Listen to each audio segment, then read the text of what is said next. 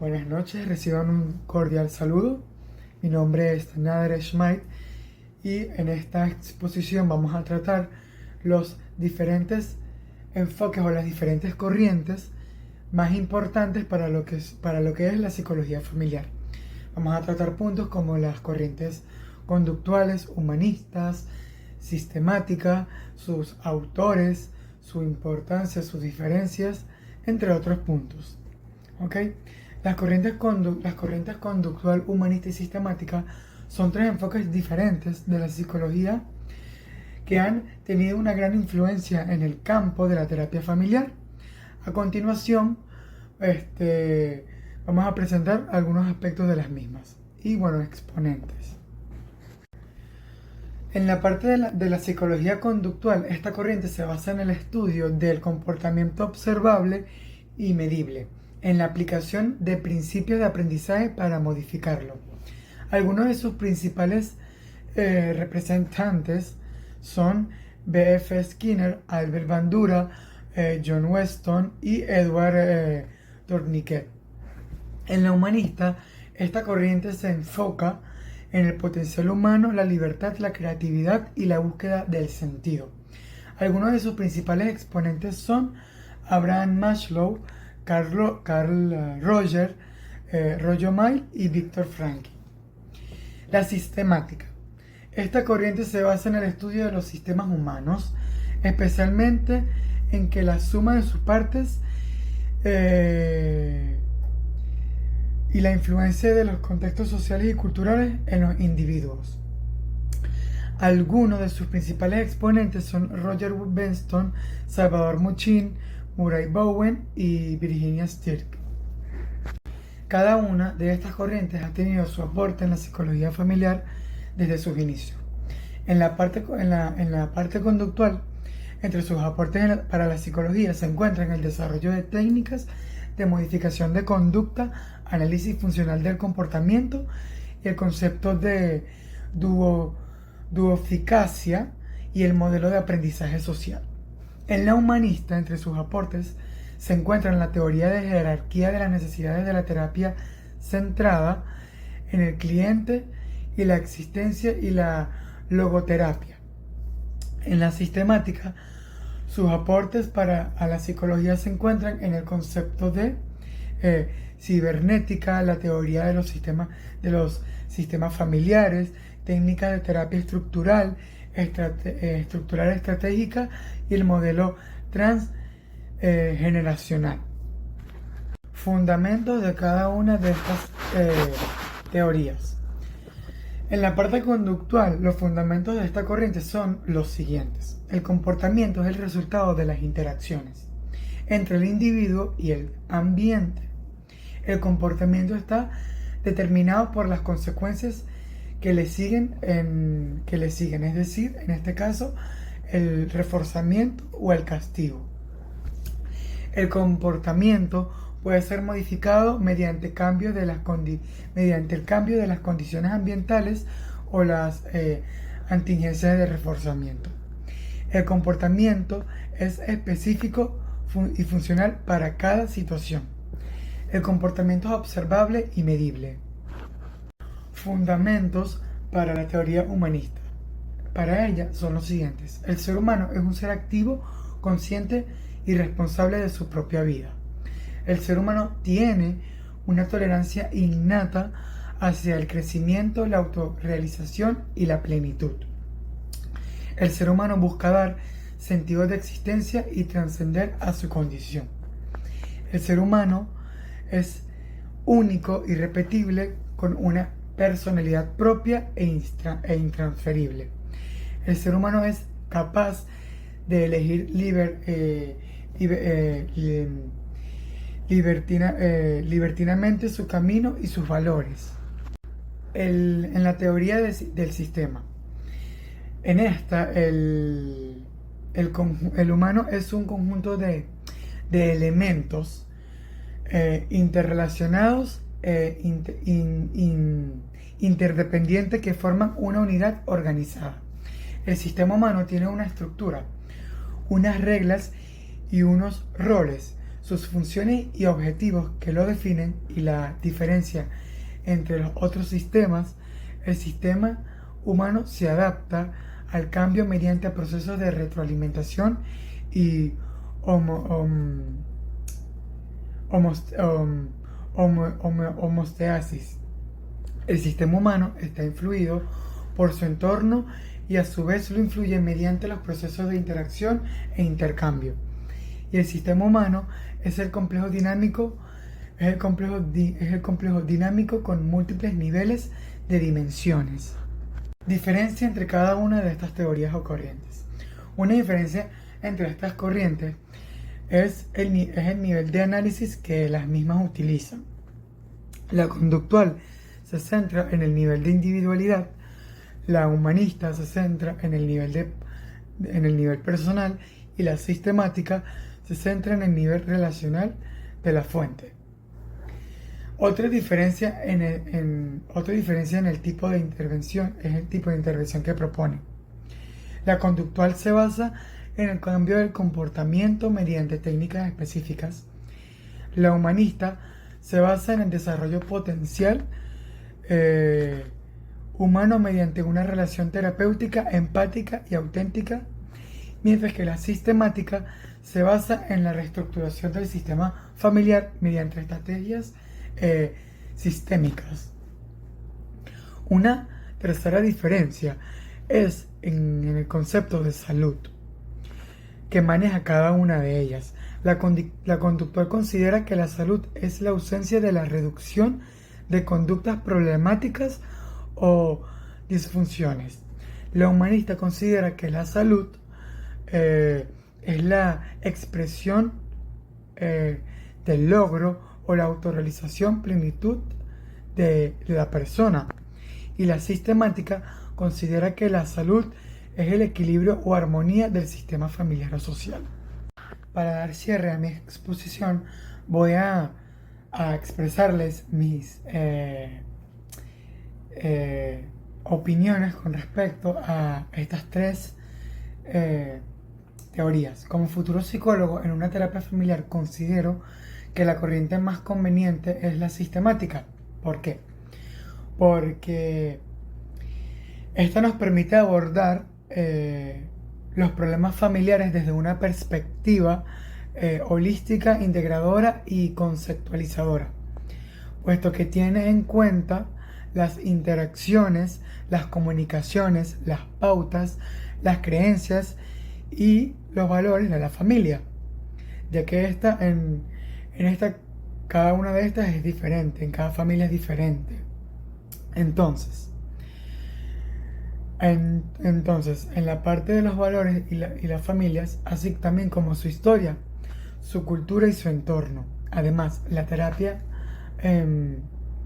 asistémica facilita el cambio en todos los miembros de la familia y no solo en el individuo identificado con el problema, y promueve la autonomía y la cooperación y la solidaridad entre los miembros de la familia.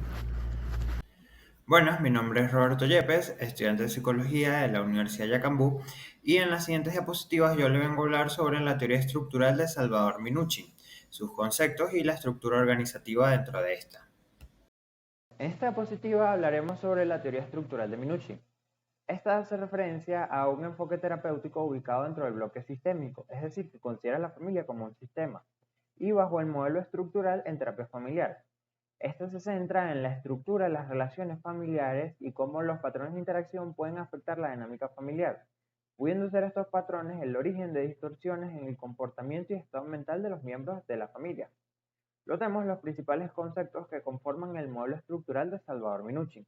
Como primero tenemos el concepto de familia, y de acuerdo al modelo estructural de Salvador Minuchin, la familia hace referencia a un sistema que opera a través de pautas transaccionales, siendo este un sistema abierto que mantiene un constante intercambio con el exterior, y es igualable a un sistema vivo que se mantiene en constante movimiento y cambio, la cual posee límites que pueden ser claros o difusos con respecto a su medio ambiente y que presentan sus propias reglas y pautas referentes al establecimiento y asunción de roles y vínculos entre sus miembros y que además se encuentra sometida a diversas demandas que pueden tener origen tanto en el interior de la familia como desde el exterior.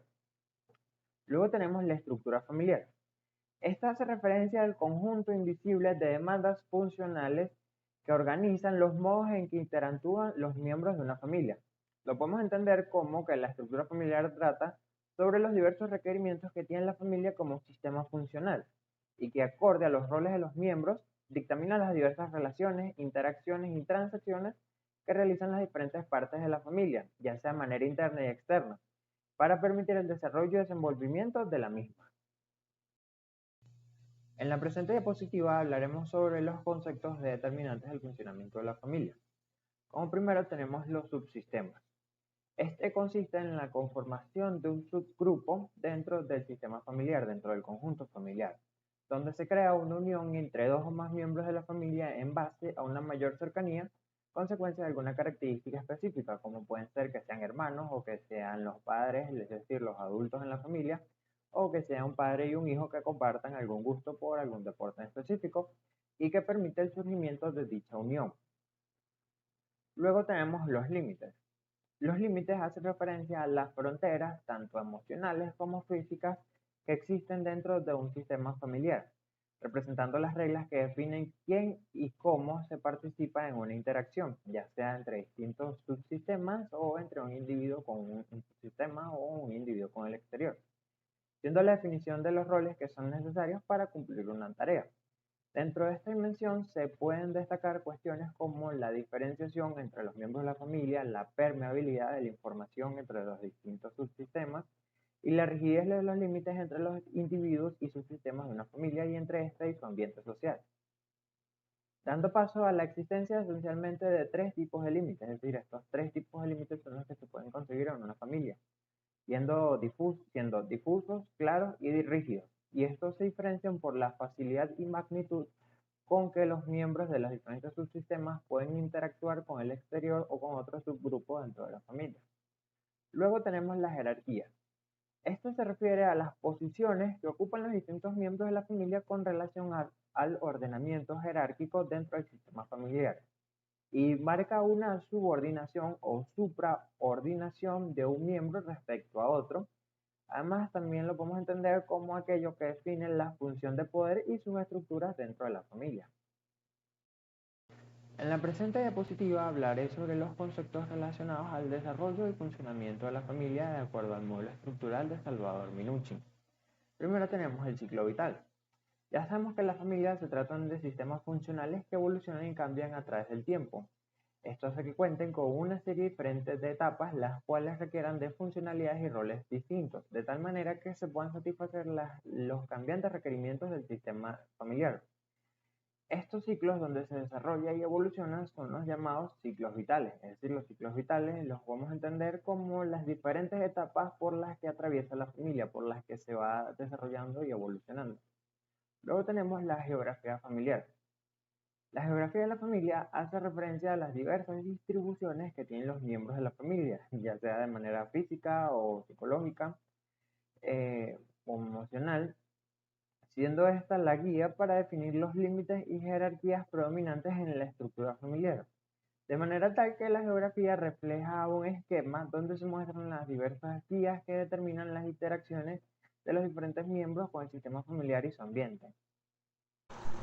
Saludos, soy Virginia Pérez y para darle continuidad a la exposición que mis compañeros han ido desarrollando hasta ahora, en esta oportunidad hablaré un poco acerca del punto número 3, la familia como sistema, el enfoque teórico desde la teoría ecológica de Urie Bronfenbrenner.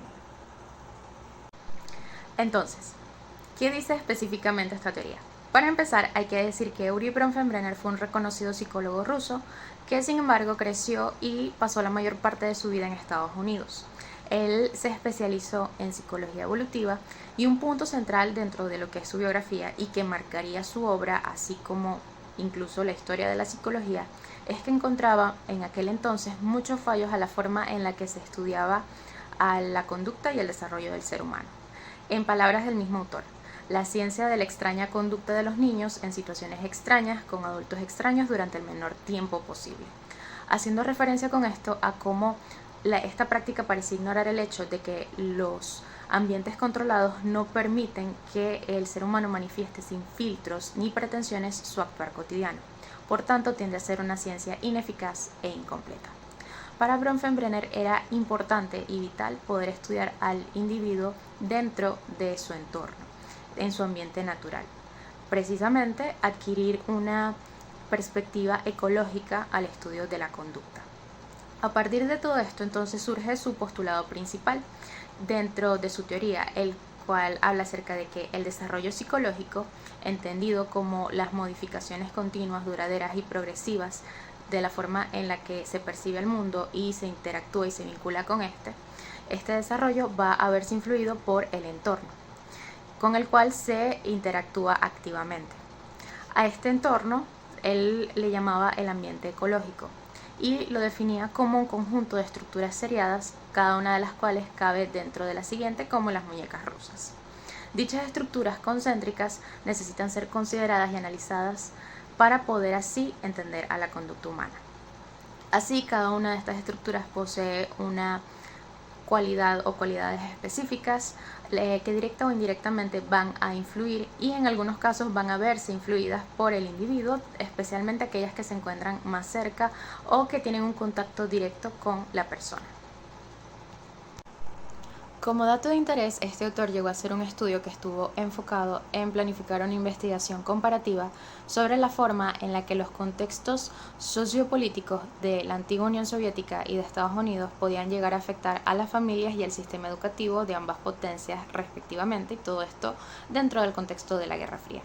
Por lo que podemos decir que Bronfenbrenner llegó a ser un ejemplo práctico de sus propios postulados, porque las decisiones que él tomó y los enfoques del autor sobre el tema a desarrollar se vieron influidos por el contexto en el que él se encontraba en aquel momento. Y una de sus premisas principales era que la investigación científica no puede llegar a separarse del contexto sociopolítico y cultural en el que se encuentra inmerso el investigador. Entonces, ¿qué indica la teoría ecológica?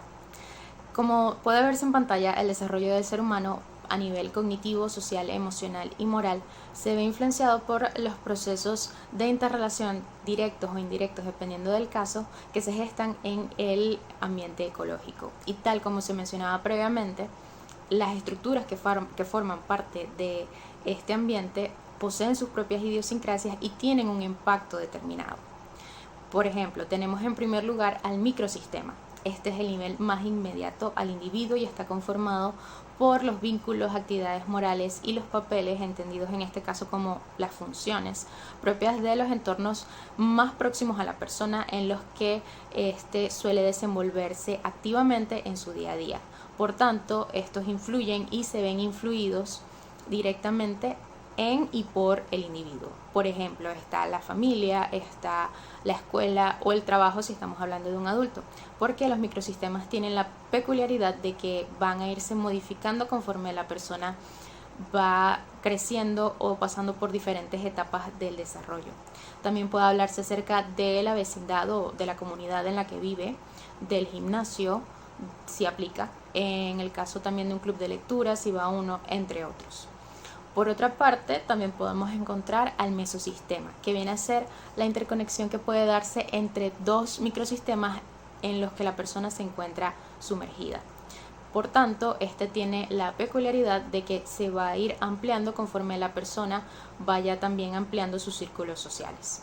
Un ejemplo de esto puede ser cuando la familia y los amigos de un determinado individuo se unen para crear un momento especial como un cumpleaños en donde ambos microsistemas van a interrelacionarse, o cuando se crean redes de apoyo en un momento determinado particularmente difícil para la persona. También se puede hablar no solo de microsistema de amigos y familia, también existen otros mesosistemas, como cuando se interrelacionan el microsistema de la familia y el de la institución educativa en la que se encuentra el hijo, con las reuniones de los representantes. También podría hablarse, cuando se habla de un adulto, específicamente de cómo su microsistema de la familia y el del trabajo se unen para esos días de campo en donde se incentiva a que los trabajadores lleven a sus familiares. De esa manera se puede observar otro ejemplo del mesosistema. Y así existen diferentes interconexiones que se pueden dar. Como lo mencionaba previamente, esto va a irse ampliando conforme la persona vaya conociendo a otros grupos, vaya interaccionando con otros entornos y vaya ampliando su círculo social. Por otra parte, podemos encontrar al exosistema.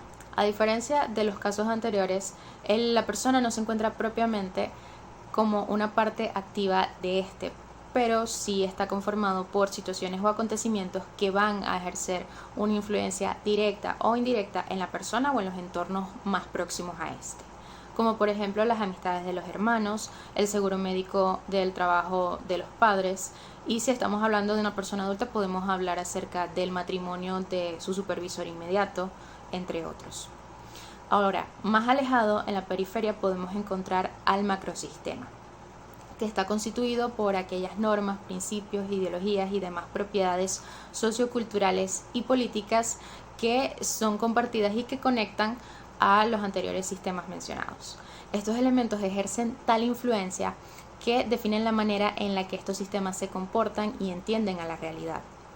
Por consiguiente, tienden a otorgar un sentido de identidad compartida entre aquellos que se encuentran dentro del mismo y que los diferencian de otros sistemas que poseen creencias distintas. Por ejemplo, la forma de comer, los estándares sociales, las oportunidades de estudio, los ritos que se realizan o que acompañan a la muerte de un ser querido.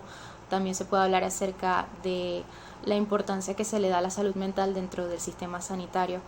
Todos estos elementos pueden llegar a variar entre una sociedad y otra, entre países y grupos distintos, porque o debido a que existen elementos culturales que van a moldear sus prácticas y sus creencias.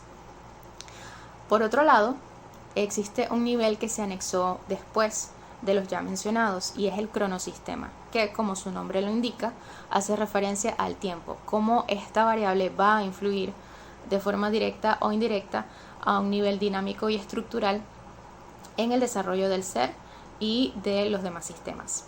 Se pueden encontrar diferentes ejemplos en los que esta variable ejerce su influencia, como la edad de la persona y su capacidad para afrontar sucesos inevitables o que tienen un gran impacto, como la muerte de un ser querido. También se puede hablar acerca de los cambios que suceden dentro de la sociedad debido a hitos históricos.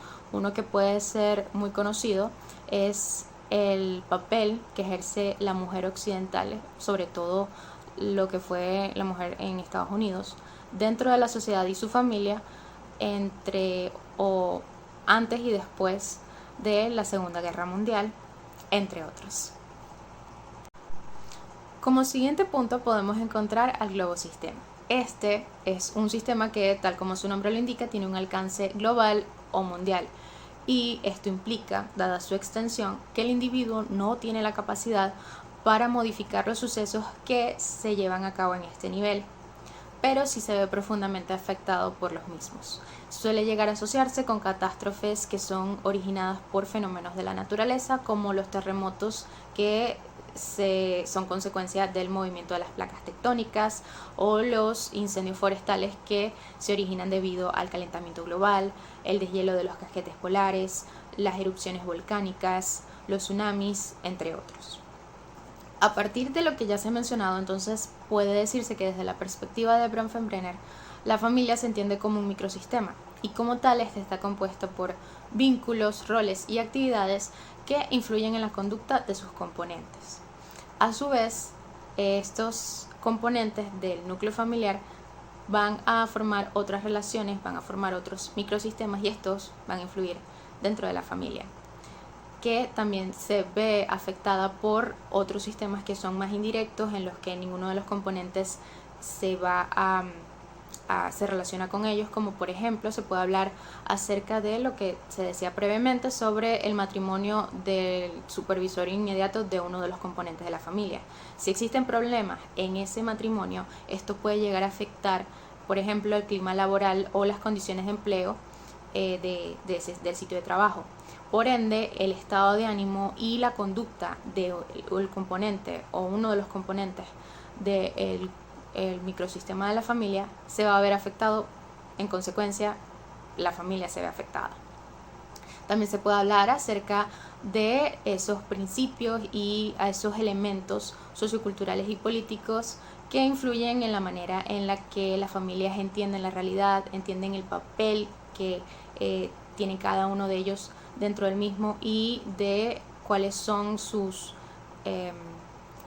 formas o cuáles tienen que ser las maneras en las que se tienen que desenvolver dentro de la sociedad, lo que es normativo y lo que no lo es. También se puede hablar acerca del tiempo, del momento en el que se encuentra la familia en cuanto a la historia de la humanidad y cómo esto va a influir, por supuesto, en la forma de comportarse, porque no es igual hablar de la familia en el siglo XXI al siglo XX, muchísimo menos el siglo XIX.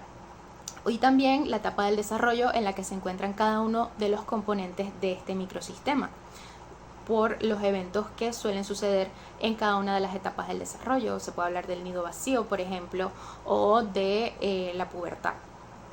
Y por supuesto, todo este microsistema se encuentra rodeado por lo que es el globosistema y todas esas situaciones y esos fenómenos que pueden llegar a darse y que se salen de las manos de cualquiera de sus componentes.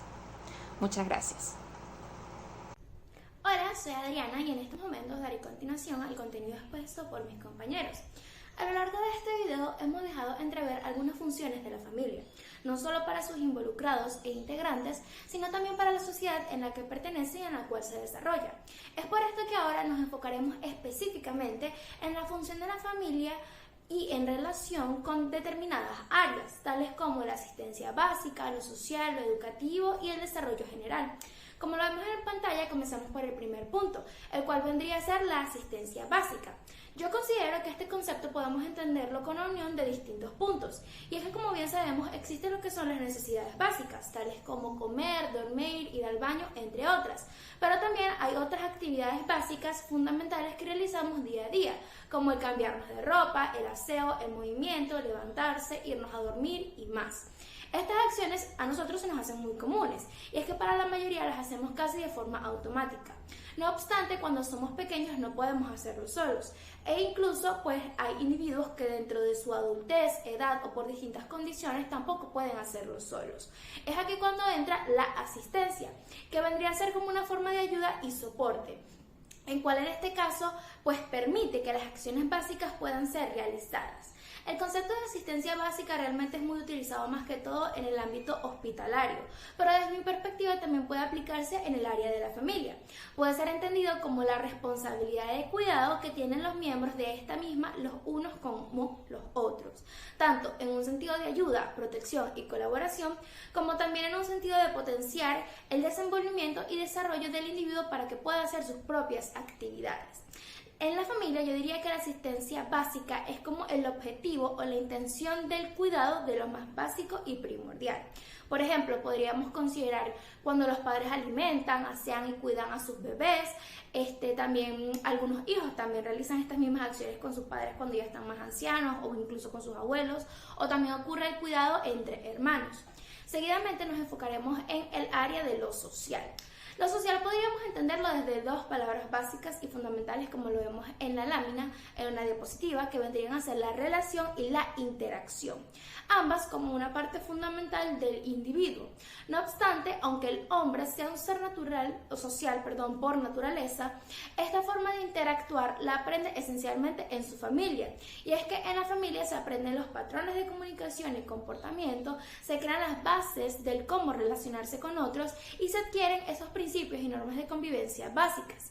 Es importante aclarar, yo considero que aunque la familia tenga la intención o no de enseñar estos patrones, la verdad es que el individuo aprende viéndolos y viviéndolos, pues al formar parte de su familia adquiere y adopta poco a poco la forma de relación e interacción que ésta tienen los unos con los otros y también para con su entorno.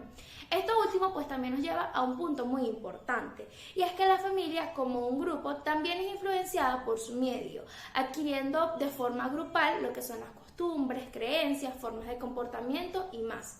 En esencia, la familia es como un reflejo de la sociedad, pero esta a su vez es la formadora de individuos y es la que potencia y promueve las redes de interacción y socialización de sus integrantes, tanto de una forma interna como externa y también individual y grupal. Seguidamente nos enfocaremos en el ámbito educativo. La educación es un proceso multifacético que implica muchas áreas y que en realidad se va complicando progresivamente con el paso del tiempo. No obstante, yo podría añadir que la verdadera educación comienza en la familia. Y es que aquí, de pequeños, es cuando aprendemos lo principal del lenguaje y el comportamiento, e incluso también aprendemos lo que son los valores, principios, modales y normas sociales. En realidad, cuando pasamos a la escolarización, si bien la educación forma más parte de lo que vendrían a ser los profesores y todos estos tutores, la familia también puede convertirse en un apoyo que permita que esos conocimientos básicos y necesarios en torno al área intelectual puedan ser atendidos con efectividad. Por ejemplo, muchos padres ayudan a sus hijos con las tareas e incluso entre hermanos. Un dato curioso es que, por ejemplo, muchos de nosotros los venezolanos aprendimos a leer con el librito Mi Jardín de parte de nuestras mamás, porque ellas eran las que nos ayudaban a poder aprender a leer. También ocurre que en la adultez la familia puede influir en los deseos, metas y logros educativos del individuo o de sus miembros. Yo personalmente creo que la importancia y la visión que tenga una familia sobre la educación es muy importante, pues esta será la misma visión que le va a pasar de generación en generación. Me atrevo a mencionar un ejemplo de mi familia, y es que mi bisabuela luchó mucho por estudiar. Le fue muy difícil, pero al final lo logró, e incluso le inculcó a la familia la importancia del estudio. De aquí en adelante, todos sus hijos, nietos y bisnietos han logrado sacar hasta más de una carrera universitaria. Otro punto también importante a mencionar dentro de estas áreas con las cuales se desarrolla la familia, vendría a ser el área del desarrollo, con aspectos como la sexualidad, personalidad, crecimiento, seguridad, protección económica, proyecto de vida y más. La verdad es que en la familia desarrollamos muchas cosas, como nuestra personalidad, podemos explorar y encontrarnos a nosotros mismos, creamos nuestra identidad en base a cómo nos ven y cómo nos han criado, e incluso pueden llegar a influir en la expresión de nuestra sexualidad.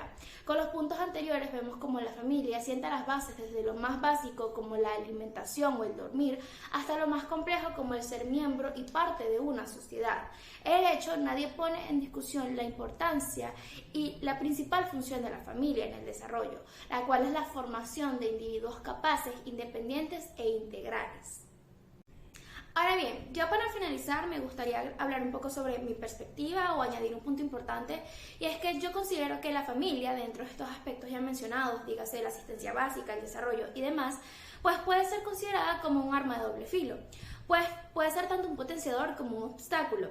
Si la familia tiene patrones de comunicación, comportamientos, límites, roles y una interacción sana, además de que te apoya, te protege y te incita a crecer, probablemente tu proceso individual sea un poco más fácil, o sea, mejor. Pero de lo contrario, pues puede ser un poco más complicado, como son los casos de padres que no aceptan a sus hijos, sus gustos, identidad, le ponen ideas, creencias o incluso les dicen que tienen que estudiar. Es por esto que yo considero que es muy importante el desarrollo de buenos patrones y patrones sanos en la familia. Ya claro, esto queda por parte de lo que vendrían a ser la terapia y demás. Otro punto que quiero finalizar o quiero agregar es esta frase de Ackerman, que va totalmente de acuerdo con lo planteado a lo largo de esta información, y es que la verdadera función y el propósito esencial de la familia reside en garantizar la vida del hombre, lo que involucra la perpetuación de su especie y la consolidación de aquellas cualidades propias del ser humano. Así como lo vemos en pantalla, quiero darles las gracias por escucharme y los dejo con mi compañera. Hola a todos, tengan unas muy buenas tardes. En esta oportunidad les voy a hablar sobre lo que son los tipos de familia. Entre los tipos de familias está la familia nuclear, que la familia nuclear se conforma a dos progenitores y su hijo, ya sea biológico o adoptado. Esta estructura familiar es la más común en muchas sociedades. Un ejemplo sería una pareja casada con sus hijos. Una pareja casada con sus hijos viviendo juntos. Por otro lado tenemos a la familia extendida, que además de padres e hijos, este tipo de familia incluye a familiares cercanos como lo son los abuelos, los tíos, los primos, entre otros. Esto puede incluir varias generaciones que viven juntas o que viven juntos o muy cercanos. También tenemos a la familia ensamblada. Ocurre cuando al menos uno de los padres se casa o entabla una relación con una nueva pareja y la pareja también tiene hijos de un matrimonio anterior. Los hijos de ambas partes pueden vivir juntos o uno al lado del otro y formar una familia mixta. Y por último está la familia reconstruida, que es parecida a la familia anterior. Se forman cuando los padres divorciados se vuelven a casar o entablan una nueva relación y los hijos del matrimonio anterior viven con la nueva pareja y sus hijos. Este tipo de familia puede implicar una serie de dinámicas y relaciones complejas. Bueno, y para dar como finalizado la exposición, vamos a hablar sobre cómo se expresa la relación entre familia-sociedad y familia-escuela. Bueno, la relación entre familia y sociedad se expresa a través de la interacción y participación de la familia en la vida comunitaria. La difusión de valores y normas sociales, y su responsabilidad compartidas por la educación y el bienestar de los miembros de la comunidad. Ahora, por otro lado, en familia-escuela se refiere a la relación, a la relación como, por ejemplo, que es de naturaleza cooperativa, ya que la familia y las escuelas tienen que trabajar juntas para promover el bienestar y el desarrollo educativo de niños y jóvenes y compartir la responsabilidad de la educación de los alumnos. Muchas gracias de antemano.